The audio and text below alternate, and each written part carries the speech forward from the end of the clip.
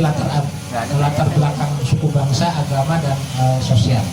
Sehingga ritus itu jadilah sebuah ritus kebencanaan. Di Banten ada istilah dikenal dengan istilah ritus kalembak. Ritus kalembak itu ada yang orang Anyer, Caringin, Carita, ada Labuan. Itu dulu ada istilah ritus kalembak. Kalembak itu bahasa lain dari tsunami. Kalembak itu singkatan elem ku ombak, bukan tsunami. Elem ku ombak, bahasa lokalnya. Nah, kalembak itu ada ritus kalembak. Jadi setiap bulan tertentu biasanya dilakukan itu 2 minggu setelah musim kemarau, setelah hujan pertama pasca kemarau. Itu baru ada ritus kalembak. Atau di sebagian daerah ada yang ada sedekah laut segala macam. Kenapa? Karena pergeseran angin, ombak gede segala macam, supaya masyarakat hati-hati sekarang musim bencana. Bulan November sampai bulan Maret, hati-hati sekarang musim bencana. Sehingga banyak ritus yang dilakukan untuk mengingatkan kembali ke masyarakat. Fungsinya ritus itu untuk mengingatkan kembali ke masyarakat supaya tidak menjadi korban. Kalaupun terjadi korban, itu tidak banyak korban jiwa, dan sudah menyiapkan segala sesuatu. Nah, itu yang dikenal dengan ritus kebencanaan, ataupun ada banyak ritus lain. Sehingga di dalam itu adalah nanti pengetahuan tradisional, ada teknologi tradisional. Contohnya apa? Pengetahuan tradisionalnya ada nasi aking, ada garam, ada asin. Orang-orang dulu mempersiapkan itu, ada garam, ada asin. Buat apa? Ketika terjadi bencana, apapun bencananya, mau bencana gunung meletus, gempa bumi, banjir, longsor, dulu itu orang-orang dulu pengetahuan tradisionalnya sudah menyiapkan nasi aking. Punya stok nasi aking enggak? Punya stok asam enggak? Punya stok garam enggak? Enggak ada. Stok garam sekarang hanya untuk stok garam, hanya untuk kebutuhan 1 bulan masak doang. Tapi tidak untuk stok garam untuk terjadi musibah. Itu bukan pengetahuan tradisionalnya. Buat apa? Kenapa nyimpannya nasi aking? Karena kalau yang disimpan beras, ketika kena air, maka akan busuk, tidak enak dimakan. Kalau yang disimpannya gabah, kalau terjadi banjir, numbuknya pakai apa? Kalau dulu kan numbuk, bukan pakai gilingan. Sekarang kalau terjadi terendam banjir, gilingannya berfungsi enggak? Terus makannya apa? Orang dulu sudah berpikir seperti itu dari konsep kebencanaan, pengetahuan tradisional yang lain. Sehingga nasi aking itu berfungsi sebagai konsep ketahanan pangan kebencanaan di pengetahuan tradisional. Karena nasi aking ketika terendam oleh air, terendam oleh lumpur, diambil, dicuci, dimasak, dikukus kembali. Makannya pakai apa? Pakai garam, bisa pakai kelapa. Kalau ada ayam bisa memotong ayam. Kalau enggak ada cukup pakai garam atau dengan kelapa parut dimakan. Masih bisa, tetap bisa makan tanpa harus menunggu bantuan. Orang dulu sudah berpikir panjang seperti itu. Itu di pengetahuan tradisional. Teknologi tradisionalnya kok bisa beras, gabah, kemudian dibikin nasi aking. Menggunakan teknologi apa? Ada teknologinya. Dengan apa? Dikukus. Sehingga bikinlah gerabah. Alatnya itu teknologi. Ada yang dari Cirwas, Bumi Jaya? Tahu Bumi Jaya? Itu pusat tempat pembuatan gerabah. Tempat pembuatan gerabah, tempat pembuatan mangkok, alat memasak, tempo duduk, itu masih tersisa di sana. Teknologi tradisional. Itu teknologi tradisional. Atau golok, teknologi metalurgi. karena pembuatan ada besi ada segala macam. Makanya itulah pengetahuan tradisional dan teknologi tradisional.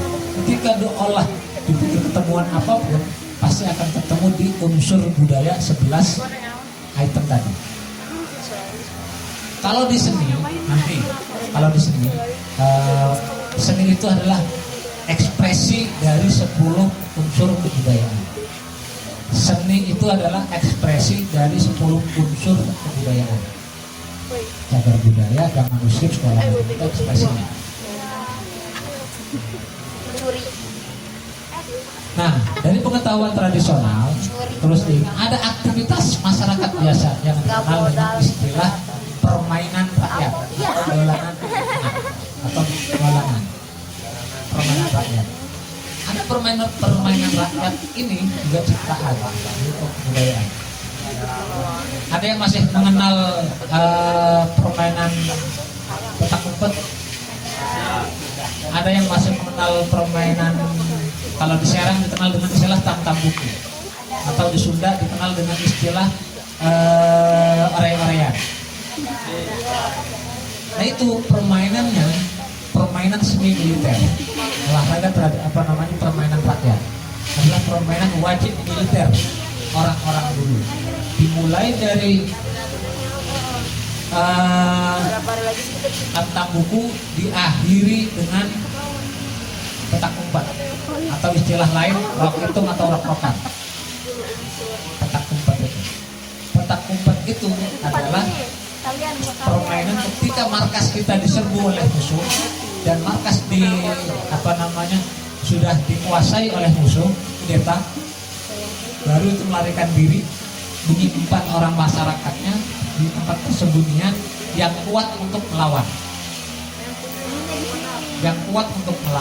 dan tetap ada yang ditunggu karena posisinya, dan itu posisi perang, itu strategi militer. Main petak umpet. Masuk di dalamnya ada benteng, ada gobak, terus ada tam-tam buku, ada kurung-kurung majil, ada macam-macam. Ada kurang lebih sekitar 12 item permainan dari tam-tam buku sampai petak umpet. Itu permainan jenis patriotik. Ada permainan jenis ketangkasan. Yang ketangkasan itu gatrik. Ada congklak, itu ketangkasan. Congklak itu ketangkasan untuk berhitung, karena biasanya main congklak itu ibu-ibu, anak-anak gadis yang main congklak itu adalah untuk usaha. Nilai tes kejujuran seorang anak dari jenis permainan ketangkasan, congklak. Ada permainan yang lain. Ada permainan macam-macam jenis permainan. Dari jenis permainan rakyat itu terbagi 3. Ada permainan ketangkasan, yang kedua itu adalah kreativitas, yang ketiga adalah patriotik. Dari dua ini, antara ketangkasan dan kreativitas itu untuk menunjang patriotik. Kenapa untuk menunjang patriotik? Kan orang dulu latihannya itu kayak main petel, main istilah gatrik segala macamnya. Itu adalah ketangkasan untuk proses untuk menuju ke patriotik. Termasuk juga main engklik, main segala macamnya, olah tubuhnya itu untuk kebutuhan di patriotik. Itu jenis permainan dari permainan rakyat. Ada olahraga tradisional. Ya, salah satunya ada olahraga tradisional. Apa sih olahraga tradisional? Olahraga tradisional itu diantaranya adalah silat. Olahraga tradisional itu. Yang kedua, jejampungan atau istilah Sunda dikenal dengan istilah engrang. Terus tarik tambang itu olahraga tradisional. Takraw itu dari olahraga tradisional. Dan itu posisinya olahraga seperti itu adalah masuk kategori kebudayaan untuk olahraga tradisional. Terus yang berikutnya ada cagar budaya. cagar budaya itu tinggalan, sisa-sisa tinggalan budaya.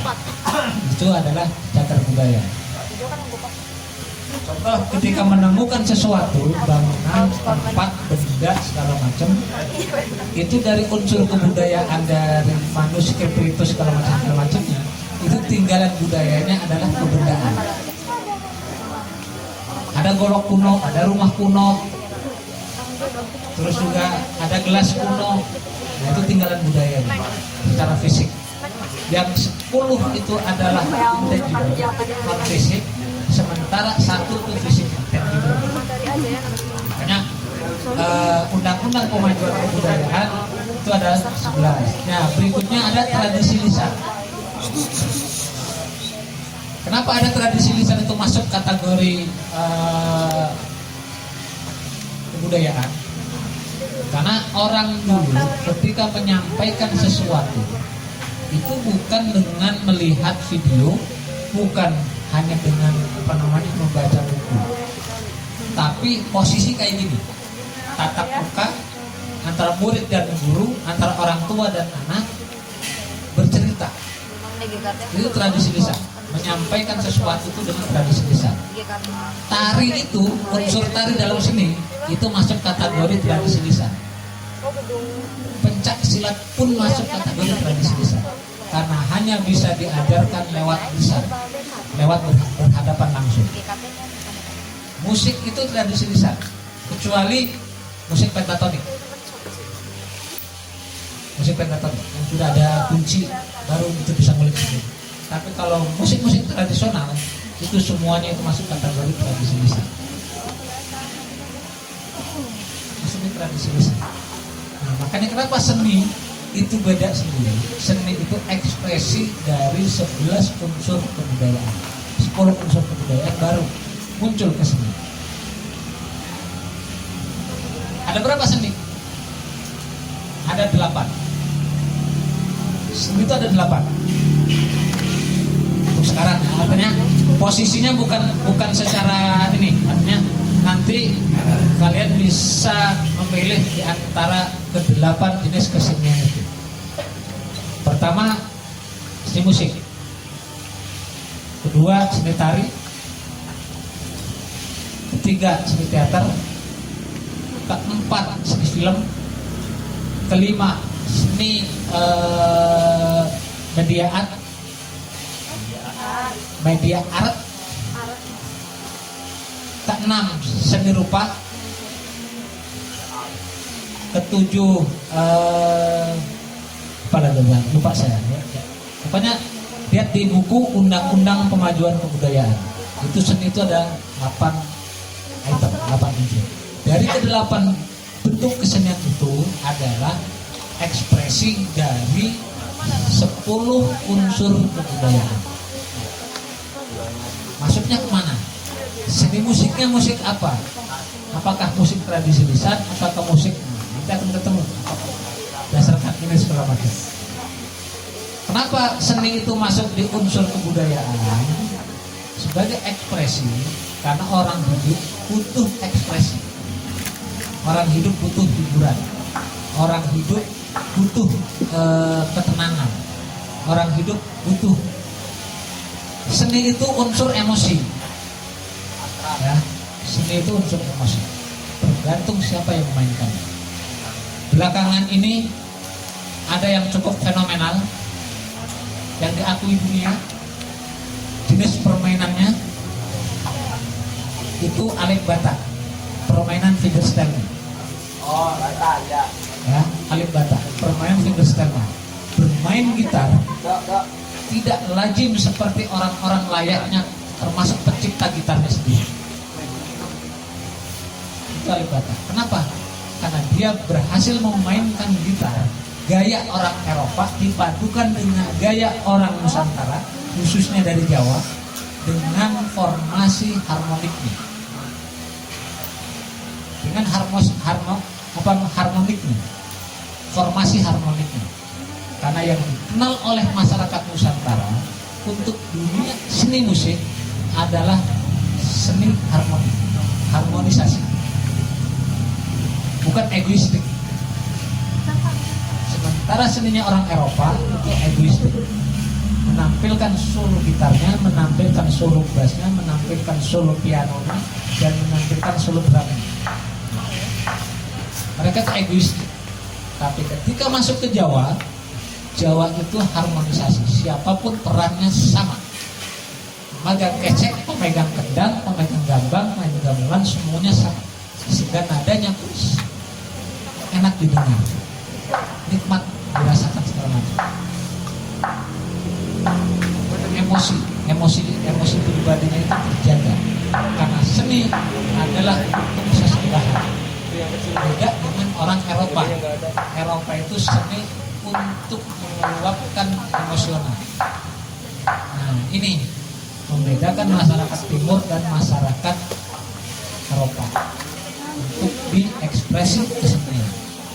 Sehingga kalian karena bergerak di bidang kebudayaan, khususnya di wilayah sini, ketika membuat karya, hilangkan egoistik. Ketika membuat karya, hilangkan egoistik. Harmonisasi. Apapun kalau yang dimunculkan harmonisasi, maka yang lain akan terlibat. Ketika yang lain terlibat, maka yang lain juga akan bertanggung jawab. Tapi kalau salah satu jadi pengacau, semuanya akan berantakan.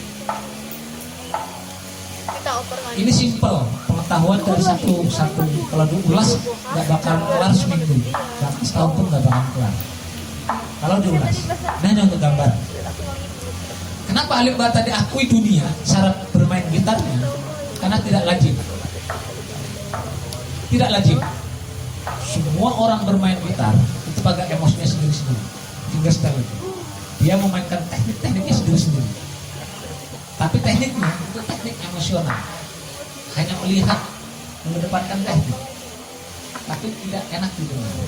Tidak dengan permainan Alif Ba. Permainannya, dia main bassnya, main perkusinya, main ritmenya, vokal melodi hantam dan satu orang bermain seperti orang main satu band, satu grup band. Itu semua profesor Eropa sekarang itu berpusat melihat, meneliti teknik dan cara bermainnya Alif Ba. Semuanya, seluruh musisi di dunia, kampus-kampus ternama itu Alif Ba itu jadi sorotan. Kenapa jadi sorotan? Karena menggabungkan teknik,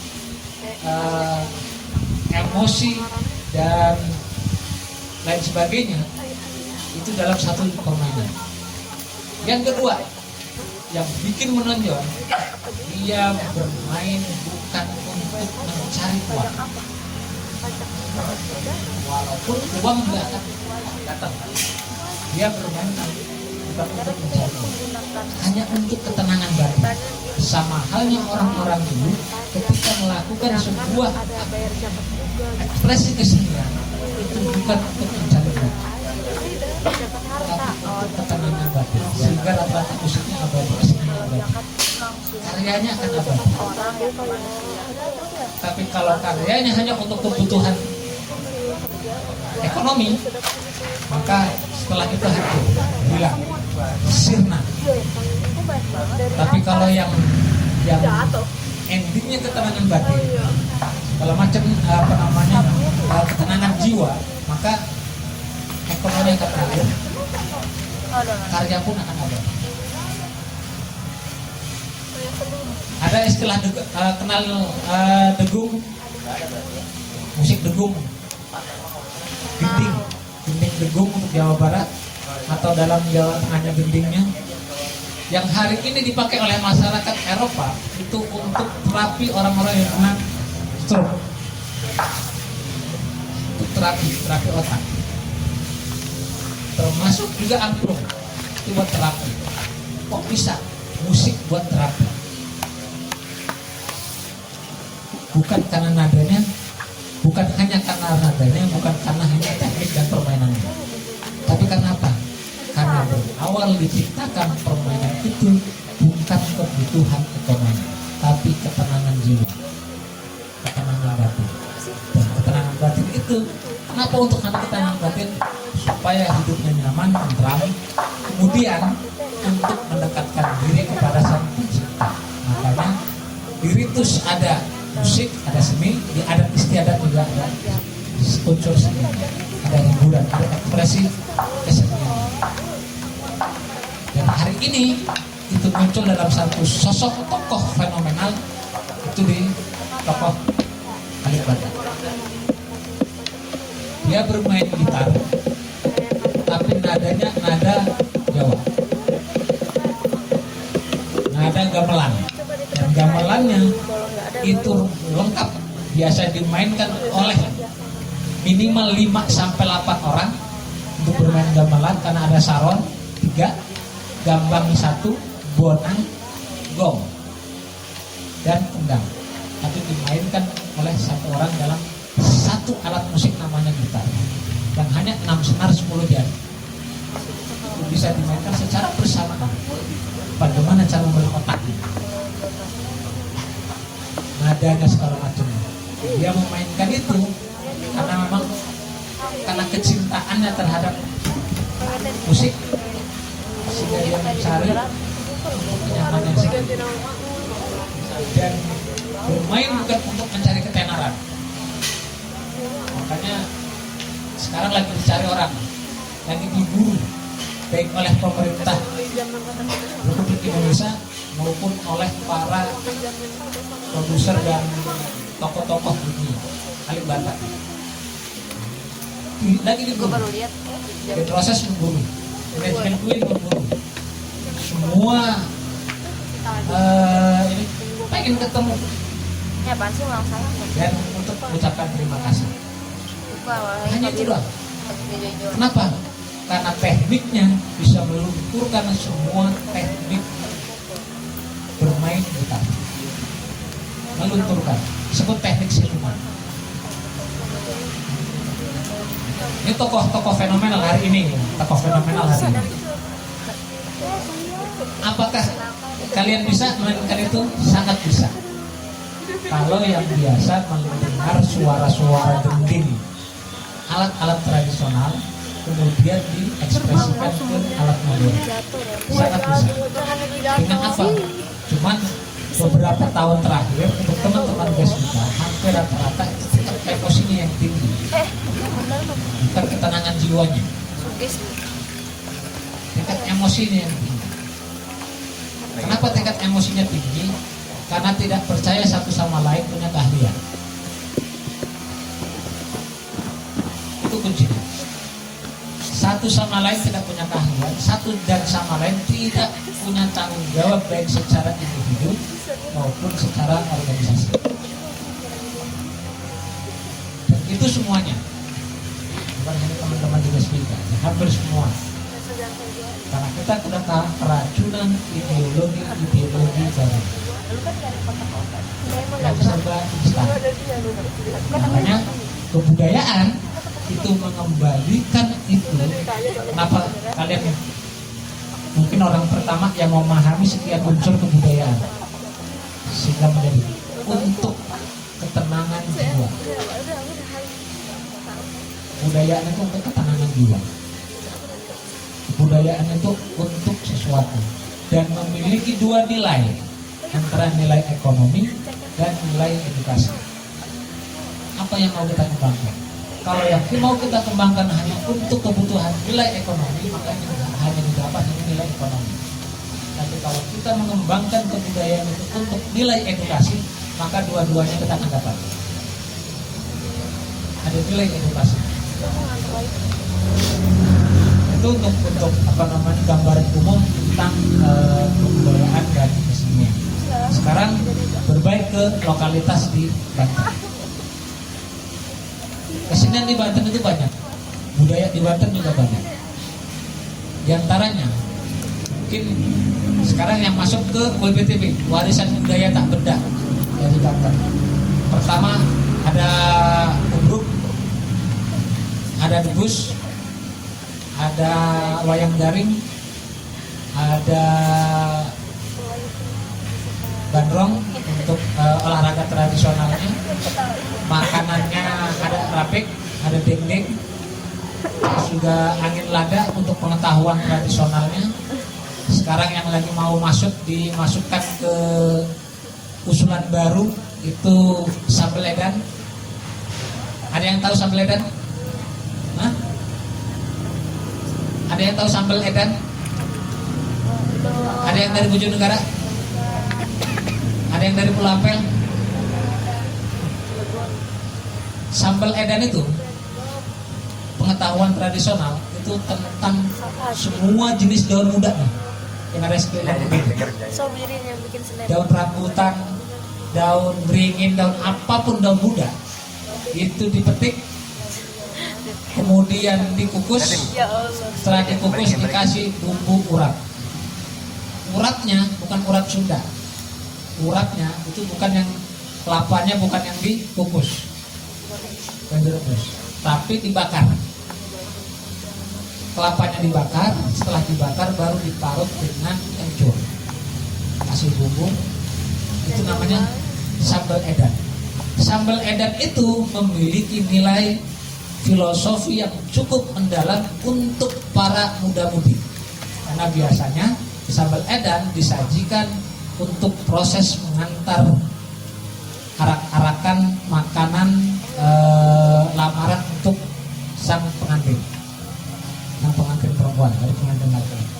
Yang mengantar itu dikasih makannya dengan nasi satu centong, dibungkus dengan daun, kemudian kasihlah sambal edan, sayuran sambal edan.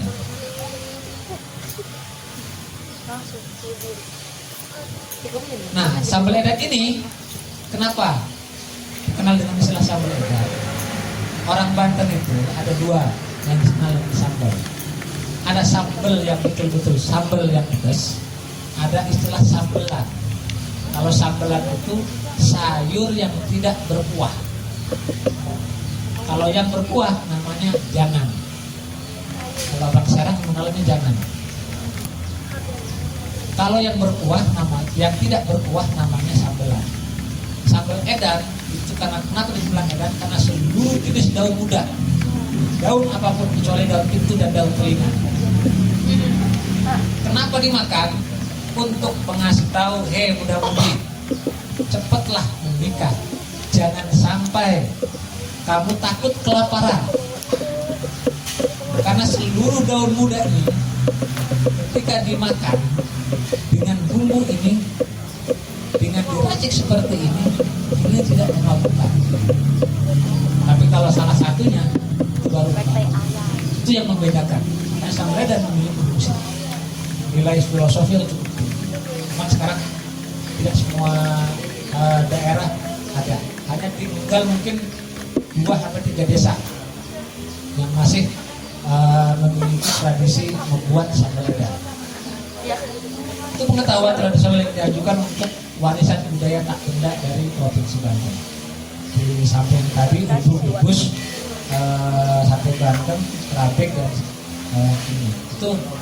Nah, untuk keseniannya di Banten itu banyak. Dalam bentuk keseniannya. Tinggal meresponnya seperti apa. Sekarang di YouTube juga banyak. YouTube juga banyak untuk kesenian tradisional yang berkembang. Untuk seni, untuk yang lengkap itu di Ubruk, karena seni musiknya ada, unsur perannya juga ada, seni perannya, seni rupanya juga ada di dalamnya, karena itu seni pertunjukan murni. Beda dengan debus. Kalau debus itu pertunjukan dari pertunjukan terus dipindahkan ke dunia pertunjukan. Tapi kalau ubruk itu semuanya jenis kesenian masuk dalam ubruk. Kenapa namanya ubruk? Karena gabungan. Kalau sekarang orang teaternya ada, orang musiknya ada, orang seni rupanya ada, semua dari 8 unsur itu ada di situ dan bermain sesuai dengan keahliannya masing-masing dalam satu panggung, dalam satu cerita. Itu ubruk. Ubruk itu masuk kategori, kalau dalam seni peran itu masuk kategori teater rakyat. Kalau seni peran Ada yang pernah nonton Ubruk? Pernah. Hah? Pernah. Pernah. Ada yang pernah nonton Ubruk? Pernah. Pernahnya sepintas atau seluruh alur cerita? Yuk, minum dulu. Pintas.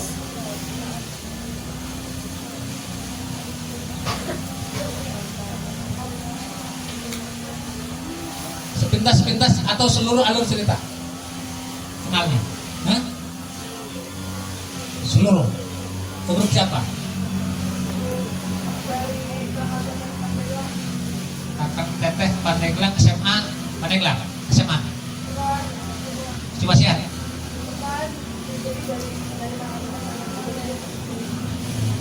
Berarti bukan Ubruk murni. Ada yang Ubruk murni? Kalau di Pandeglang ada namanya Mang Kobet. Kalau di Tangerang ada namanya Mang Pelai. Kalau di Serang ada namanya Mang Catel. Cantel. Ada Mang Brosot. Ada Mang Termos. Ada Mang Tengki. Ada Mang Cendol. Cantel tuh yang mana? Iya. Itu di apa namanya Yang di waktu di kampus kita itu. alur ceritanya itu ngalir. Bercerita tentang diri sendiri. Kayak Bercerita monolog tentang gitu. lingkungan. Tapi kayak monolog gitu, yang dia beda-beda Dia posisi. saling Oh iya, jok-jokannya yang lawak. kedua. Dia Emang berawal Cantel dari apa? lawakan, kemudian Cantel. masuk ke alur cerita. Dari alur cerita terakhir itu ada nasihat. Itu kalau di Ubruk.